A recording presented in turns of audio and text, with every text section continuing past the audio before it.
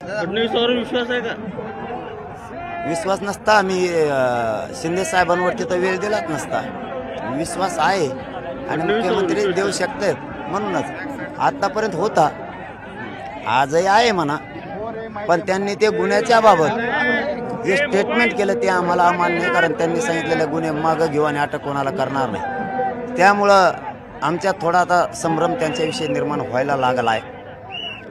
होण्याच्या अगोदर जर त्यांनी त्यांच्या स्टेटमेंटमध्ये दुरुस्ती केली तर बरं होईल. आणि त्यांनी काही लोक पेरलेत ते जर थांबले तर बरं होईल. ते लोडा खोडा कोण आहे, ते बुचकानं कुठून आणलंय मधीच, ते काय मराठ्यांविषयी बोलतंय. त्याला काही गरज नाही आमच्या भानगडीत पडायची मराठ्यांच्या. आणखीन ते दरेकर आणि 2-3 जण आहेत, त्यांनी जरा त्यांचे मोरके जरा त्यांना चांगली भूमिका सांगितली तर बरं होईल. कारण त्यांच्यामुळं